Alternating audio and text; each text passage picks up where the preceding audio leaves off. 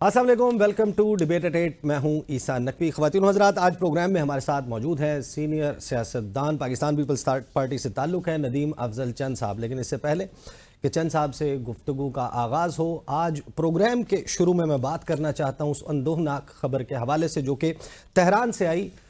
Hamas के political chief Ismail Haniyeh को शहीद कर दिया गया। इस अंदोहनाक वाक़े के बाद रीजन में एक बड़ी एस्केलेशन, कशीदगी, तनाव और जंग छिड़ने के ख़तरात पैदा हो गए हैं। अब से थोड़ी देर पहले ख़बर आई है ईरान से कि कुम के मज़ाफ़ात में मस्जिद जमकरान पर सुर्ख परचम लहरा दिया गया है। और जो सुर्ख परचम लहराया जाता है जब मस्जिद जमकरान में, इसका मतलब यह है कि ईरान ने यह ऐलान कर दिया है कि वो बदला लेगा। इससे पहले आपको याद होगा कि जिस वक्त कासिम सुलेमानी को शहीद किया गया था, उसके बाद मस्जिद जमकरान पर सुर्ख परचम लहराया गया था। और फिर चंद दिनों के अंदर अंदर हमने देखा कि इराक में अमरीकी बेसिस को, अल ऐन बेस और दीगर बेसिस के ऊपर 40 मिसाइल दागे गए थे। अब ईरान एक मरतबा फिर जो है वो बदला लेने की बात कर रहा है। इसी तरीके से जो हौसीज़ हैं उनकी तरफ से भी बदला लेने का ऐलान किया गया। उन्होंने ये कहा है कि इस कत्ल का, इस असैसिनेशन का अप्रूवल जो है वो अमेरिका की तरफ से दिया गया। नेतन्याहू के हालिया दौरे अमेरिका में एक तरफ बहीरा अहमर पर जो है वो अब एस्केलेशन बढ़ती हुई दिखाई दे रही है। साथ ही जो बहीरा रूम है वहाँ पर इतलात अब ये आ रही हैं कि अमेरिका ने और बरतानिया ने अपने बहरी बेड़ों को मूव करना शुरू कर दिया है। अगर रीजनल एस्केलेशन बढ़ती है, इस सूरत में जो है वो आपको अंदाज़ा है कि सबसे पहला इम्पैक्ट जो आएगा वो ऑयल प्राइसेस पर आएगा। और लड़ाई का अगर दायरा बढ़ता है, दौरानिया बढ़ता है, तो उस सूरत में वो तमाम ममालिक जहाँ पर मुआशी सूरत हाल ठीक नहीं है, पाकिस्तान उसमें शामिल है, उनके ऊपर एक बड़ा शदीद इम्पैक्ट आएगा। पाकिस्तान इस वक्त एक सियासी लड़ाई में उलझा हुआ है। क्या हम प्रिपेयर्ड हैं ऐसी किसी भी सिचुएशन के लिए? पाकिस्तान का अपना रिस्पॉन्स इस हाई प्रोफाइल असैसिनेशन के ऊपर क्या है, इसके हवाले से भी प्रोग्राम में बात करेंगे। और साथ ही इस जो टाइमिंग है इस असैसिनेशन की, आप उसका अंदाज़ा लगा लीजिए कि ये वो वक्त है कि जिस वक्त अमेरिका में इंतखाबात होने जा रहे हैं। नेतन्याहू ने दौरा किया अमेरिका का, और चीन इस तमाम मामले में एक बड़े इंटरलोक्यूटर के तौर पर उभरा है। चीन ने हाल ही में जो गज़ा और फ़लस्तीन के डिफरेंट फैक्शंस हैं, अल फत्ताह और हमास के दरमियान ट्रूस करवाया। उनके दरमियान पावर शेयरिंग फार्मूला जो है वो तय पा गया था। 14 ग्रुप्स जो हैं वो मौजूद थे। अब से तकरीबन एक हफ़्ता पहले बीजिंग में और उसके फ़ौरन बाद इस वाक़े का वकूअ पज़ीर होना ये बात ज़ाहिर करता है कि इस हवाले से एक रीजनल एस्केलेशन की भरपूर किस्म की तैयारी की जा रही है। रूस की तरफ से बड़ा स्ट्रॉन्ग रद्द अमल आया है। और अब से 2 दिन पहले ही तुर्की के सदर रजब तैयब अर्दवान ने कहा था कि वो जो है वो नगोर्नो काराबाख की तर्ज पर गज़ा की मदद के लिए, गज़ा के मुसलमान बहनों और भाइयों की मदद के लिए वो उतरने का सोच सकते हैं। तो ये वो सूरत हाल है जो इस वक्त पैदा हो गई है। नदीम अफजल चंद साहब, इससे पहले कि मैं जो पाकिस्तान के सियासी मामलात हैं उन पर गुफ्तगू करूँ, आई वुड लाइक कि ये जो असैसिनेशन हुई है, शहीद किया गया इस्माइल हनिया को, उसके हवाले से इफ़ यू वांट टू से समथिंग। बिस्मिल्लाह। हम देखेंगे इस्माइल हनिया की जो शहादत है, मैं समझता हूँ ये हमला कुछ सिर्फ इजराइल के ऊपर, सिर्फ इजराइल की वजह से नहीं है। इसमें अब इस पूरे खत्ते में जंग कौन किसके इंटरेस्ट में है, और पाकिस्तान को भी सोचना पड़ेगा, सारे ममालिक को, और अरब ममालिक को स्पेशली। और ईरान के अंदर अटैक करना ये कोई छोटी बात नहीं है। किसी मुल्क के अंदर आप उसके गेस्ट को, जब उसके प्रेसिडेंट की वोट टेकिंग के लिए तो गए, और मैं समझता हूँ कि अब उम्मत मुसलमान को भी थोड़ा सोचना चाहिए। आखिर किसी के पास तेल है, किसी के पास एटम बम है, किसी के पास इतनी फौज है, ताकत है मुस्लिम मालिक के पास भी, लेकिन फिर भी जो कुछ फ़लस्तीन में हो रहा है, और जो फ़लस्तीन के अलावा जो हमारे कश्मीर में और खित्तों में, इस मामले पे आप और क्या, आप इक़्तिदार एंजॉय करना है, किसी ने अपनी हुक्मरानियाँ एंजॉय करनी है लोगों ने, तो ठीक है, बादशाहों ने। अदरवाइज़ मुसलमानों पे फ़र्ज़ तो है कि अपने मुसलमानों का दुखों का मुदावा करना, और इस मामले में कम अज़ कम को सियासी हल तो लाजमी ढूंढा जाए। और सियासी हल ढूंढने के लिए तमाम जितने भी फोरम है, OIC हो या दूसरे फोरम में, सबको बैठना पड़ेगा। शोहदा का ख़ानदान, इस्माइल हनिया, उनके बेटों को, उनके पोतों पोतियों को अप्रैल के महीने में शहीद किया गया। और 1962 में गज़ा के मज़ाफ़ात में एक पनाह गुज़ीन बस्ती में उनकी पैदाइश हुई। اور ان کی ہسٹری میں، ان کے والدین میں، ان کے انسیسٹرز میں شہادتوں کی ایک بڑی داستان ہے. اسماعیل ہنیہ اور 1982 فرسٹ انتفاضہ اس میں پارٹیسپیٹ کیا. 1988 آنورڈز جو ہے وہ حماس کا حصہ بنے اور اس کے رینکس پر جس طریقے سے انہوں نے جو ہے وہ اپنی جگہ بنائی وہ بھی بڑی فنومنل تھی. 2006 میں پیلسٹینین اتھارٹی کے پرائم منسٹر جو ہے وہ بنے. 2017 میں حماس کے پولیٹیکل آفس کو ہیڈ کرنے لگے اور 2018 میں ان کو گلوبل ٹیررسٹ کی لسٹ میں جو ہے وہ مغرب کی جانب سے، مغربی ممالک کی جانب سے شامل کیا گیا. اب یہ وہ واقعہ ہے کہ جس کی بنیاد کے اوپر اگر ایسکلیشن بڑھتی ہے، چند صاحب سب سے بڑا اور سب سے پہلا امپیکٹ جو ہے وہ ان ممالک پر آنے لگا. کیا ہماری معیشت کے حوالے سے یہ تیل کی قیمتیں ظاہر ہے کہ یہ بڑھیں گی اس صورت میں جب اسٹریٹ آف ہرمز پر اور جتنی بھی آبی گزرگاہیں ہیں وہاں پر اگر کوئی بندش ہو جاتی ہے کسی بھی کشیدگی کی صورت میں، ہماری تو آلریڈی جو صورتحال ہے ہم آن دا ورج ہیں، تو حکومتوں کے پاس اتنے کوشنز موجود ہوتے ہیں، اتنی فسکل سپیس موجود ہوتی ہے کہ وہ عوام تک امپیکٹ نہیں جانے دیتے. بچے فلسطین میں اور پوری دنیا میں مسلمان بچے مرتے رہے اور ہم صرف تیل کی اور مہنگائی کو رونا رہتے ہیں. ٹھیک ہے، ہماری اشرافیہ ہماری لیڈ کو قربانیاں دے لے گی، اپنے سرکاری خرچے ہم کم کر لیں گے اور جو کر لیں گے، کرنے پڑیں گے. نہیں کریں گے ابھی تک کیوں نہیں کیے؟ بس نہیں کر رہے، ابھی عیاشیاں کر رہے ہیں لوگ. اچھا ویسے میں آپ کو بتاؤں آغاز میں یہ میں نا آج بھی چاہتا تھا، ہمارا کلچر ایسا ہے. دیکھیں ہمارے کلچر میں کسی کی یہ اپوزیشن کی بھی یہ ڈیمانڈ نہیں ہوتی کہ یہ خرچے کم کرے. کبھی کسی نے پوائنٹ آؤٹ نہیں کیا کہ یہ اے بی سی ڈی یہ فلاں خرچے زیادہ ہیں، فلاں خرچے زیادہ ہیں، فلاں خرچے زیادہ ہیں. ایک جنرل بات سارے کر دیتے ہیں، لیکن اپوزیشن کی بھی کبھی ڈیمانڈ نہیں ہے. اس کی وجہ ہے کہ ہر کوئی اپنی نہیں تو وزیر اعظم نے تو 14 رکنی ایک کمیٹی بنا دی تھی شہباز شریف نے، جب آپ بھی حکومت میں کابینہ کے میں حصہ تھا تو وہ بھی تو خرچہ بڑھا دیا تھا کم کرنے کے لیے جو بنائی تھی کفایت شعاری کمیٹی. میں کمیٹی مجھے نہیں پتا کمیٹیوں کا، لیکن کفایت شعاری سچی بات ہے. بہت ایسے غیر ضروری محکمے ہیں، غیر ضروری پریولیج اینڈ پرکس ہیں جو میں سمجھتا ہوں کہ اس ملک کے اوپر ایک بہت بڑا عذاب ہے.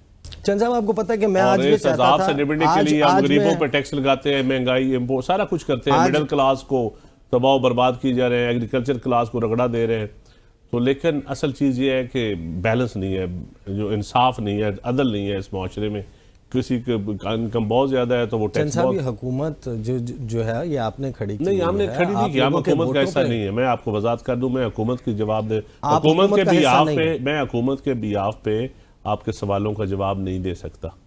تو آپ کو کسی منسٹر کو بٹھانا پڑے گا. چند صاحب میں ان منسٹروں سے لیں جواب، میں کیسے دے سکتا ہوں؟ نیر بخاری صاحب آپ کی پارٹی میں سیکرٹری جنرل ہیں. بالکل ہے. میں آپ کو دکھا دیتا ہوں کہ وہ کیا کہتے ہیں اس حکومت کے بارے میں. دکھا دیں. میں ابھی میں پھر بھی ہم حکومت کے جواب دے دیں. 18 جولائی کو نیر حسین بخاری صاحب سے منسوب ایک بیان چلا. پاکستان پیپلز پارٹی کے سیکرٹری جنرل نیر حسین بخاری نے کہا کہ ہم وفاقی حکومت کے اتحادی ہیں اور وفاقی کابینہ کے فیصلوں کو سپورٹ کرتے ہیں. انہوں نے کہا کہ پیپلز پارٹی وفاقی حکومت کے ساتھ کھڑی ہے، ہماری جماعت حکومت کی اتحادی ہے، پارٹی وفاقی کابینہ کے فیصلوں کو سپورٹ کرتی ہے. ہماری پارٹی میں جو لوگ اختلاف رائے کر رہے ہیں یہ اس کا پارٹی کی پالیسی سے کوئی تعلق نہیں ہے. چاہے آپ اختلاف رائے کر رہے ہیں، اگر قمر زمان قاہرہ، فرد اللہ بابر یا پھر کوئی اور. پھر میں نے ان کو میسج کیا، میں نے ان سے پوچھا کیا یہ اوتھینٹک ہے، آپ جواب دیکھ لیں. انہوں نے مجھے کیا جواب دیا؟ نہیں، انہوں نے بڑے ریزنیبل آدمی ہیں، معزز آدمی ہیں، انہوں نے ٹھیک بات کی ہے جو انہوں نے کی ہوگی، لیکن میں پھر بھی نہیں جواب دے سکتا. آپ پھر بھی جواب نہیں دے سکتے؟ میں پھر بھی حکومت کو ڈیفینڈ نہیں کر سکتا. میں اب یہ کوئی یہ کہے کہ میں اشرافیہ کے اخراجات کے اوپر میری بات سن. اگر آپ یہ کہیں کہ ایک آفیسر کو 1800 سی سی گاڑی الاؤ ہے اس کو قانون کے مطابق اور وہ مرسڈیز بینز استعمال کر رہا ہے، یا ڈسٹرکٹس میں ڈی سی اور اے سی اسکواڈ استعمال کر رہے ہیں جس طرح پہلے نہیں ہوتا تھا، یا غیر ضروری اخراجات ہے، میں ان کو ڈیفینڈ کروں؟ میں کبھی بھی نہیں کروں گا. نہیں، میں جانتا ہوں آپ نہیں کریں گے. معاملہ یہ ہے کہ میں کیوں اپنے آپ کے ساتھ زیادتی کروں؟ جو میرے دل میں بات ہے میں وہی کروں گا. اچھا چند صاحب، معاملہ یہ ہے کہ میں آج چاہتا تھا کہ یہاں یہ سامنے والی سیٹ پہ بھی نا آپ کا کوئی کولیگ بیٹھا ہو پاکستان تحریک انصاف سے. میں نے بہت سارے لوگوں سے رابطہ کیا، آج پتہ چلا ہے کہ وہ تو غائب ہوئے ہیں. کوئی کے پی ہاؤس میں چھپا ہوا ہے، کوئی خیبر پختونخوا پشاور میں ہے، کوئی پاکستان سے باہر ہے، ان کی پکڑ دھکڑ چل رہی ہے، وہ 41-39 والوں کو اٹھایا جا رہا ہے۔ یہ ان کو پکڑ کے، ان کے پیٹرول پمپ بند کر کے، ان کے ٹینکر بند کر کے، ان کے بزنسز بند کر کے کتنے ارب ڈالر کی ہم انویسٹمنٹ لا سکتے ہیں اس ملک میں؟ دیکھیں، کسی کو پولیٹیکل پارٹی اس پوائنٹ آف ویو سے چھڑانا یا یہ اس طرح وکٹمائز کرنا، یہ تو کوئی جسٹیفائی نہیں کرتا۔ میں تو اس کو نہیں کر سکتا کہ یہ کوئی اچھی بات ہے۔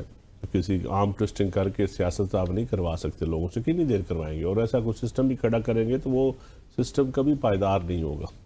لیکن میرے خیال میں لوگوں کو آنا چاہیے سامنے۔ پھر بڑے بڑے مشکل حالات پیپلز پارٹی نے بھی دیکھے ہیں، ڈٹ کے اپنا عدالتیں بنسبت آج سے 15-20-30 سال پیچھے چلے جائیں، اس سے بہت بہتر عدالتیں آج پرفارم کر رہی ہیں۔ ویسے یہ ہنسی والی بات ہے کہ عدالتیں ہیں، ان کا سامنا کرنا چاہیے۔ عدالتوں میں جو ہو رہا ہے وہ آپ کو بھی معلوم ہے۔ عدالتوں میں کیا ہو رہا ہے؟ عدالتوں میں لوگوں کو ریلیف مل رہا ہے۔ یاسمین راشد کے ساتھ کیا ہو رہا ہے؟ دیکھیں، یاسمین راشد تو بیمار بھی ہیں، میری نیک خواہشات ہیں، اللہ تعالیٰ ان کو صحت دے۔ جو بھی دیکھیں مقدمات ہیں، میری بات سنیں، فیمیلز کے حوالے سے ہمارے معاشرے میں، ہمارے مذہب میں، کلچر میں ویسے بھی بڑی لیوریج ہے ان کو اوپر احسان کرنے کا۔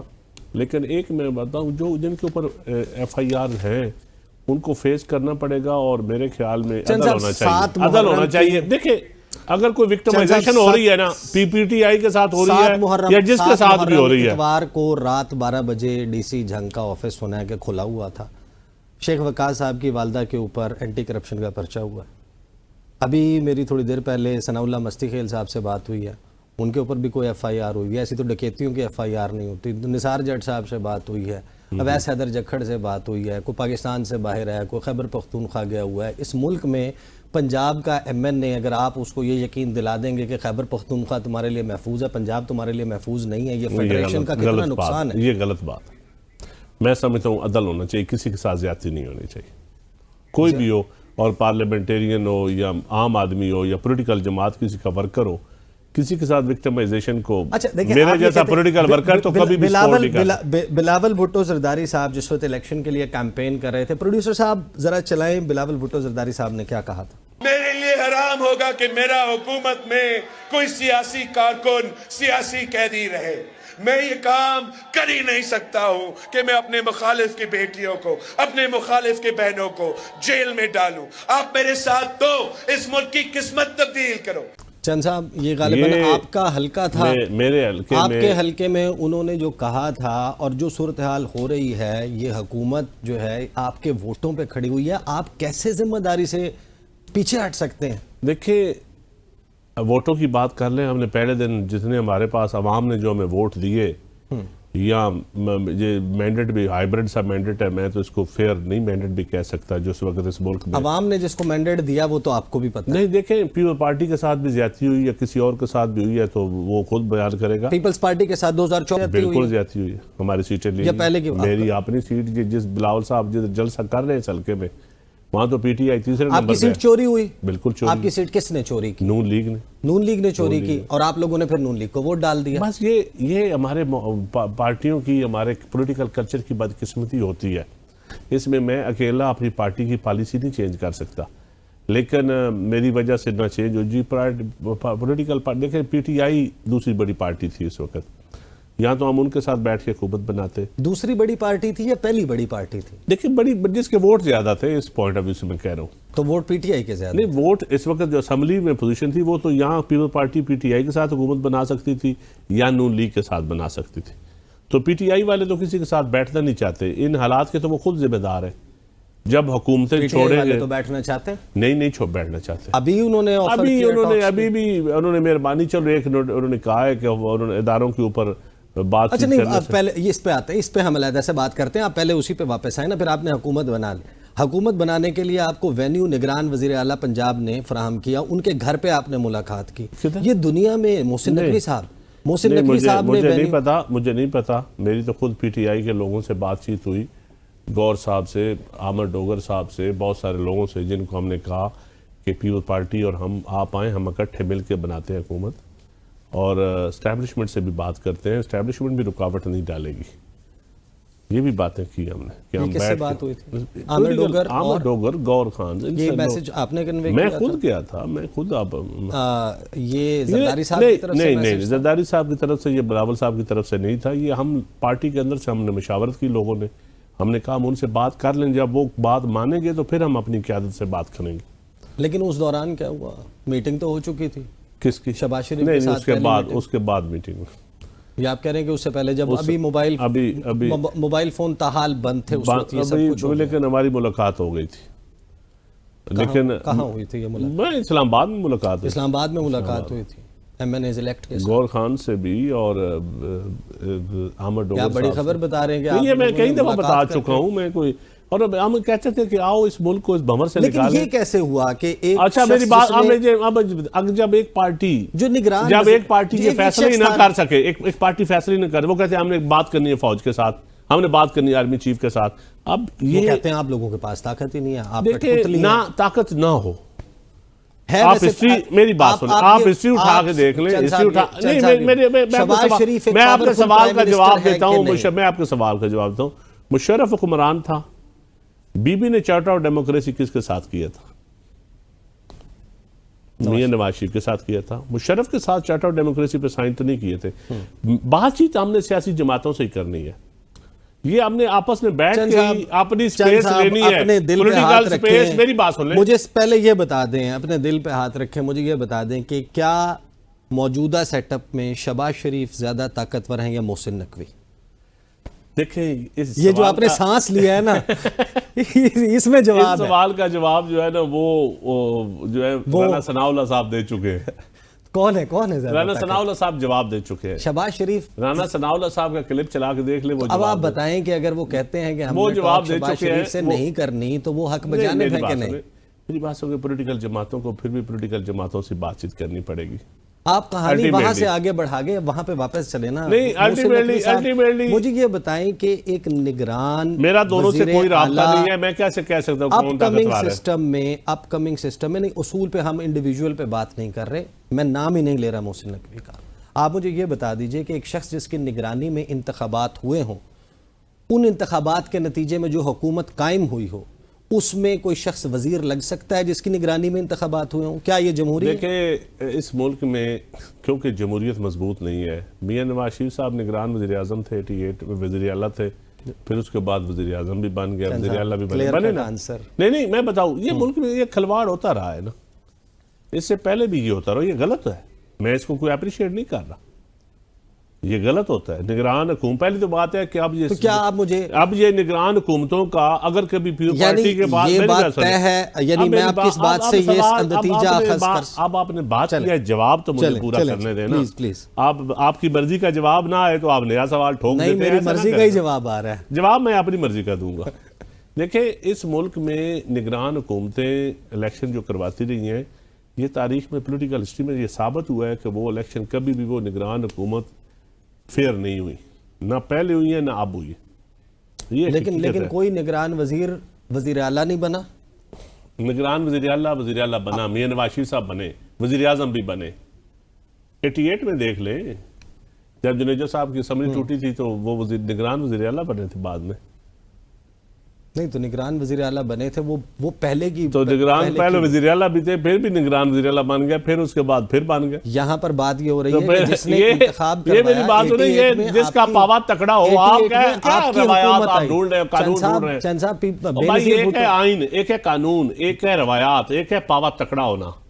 سر آپ نے سرفراز بگٹی صاحب کو وزیر اعلیٰ بنایا، وہ نگران وزیر داخلہ تھے، وہ استعفیٰ دے کے گئے۔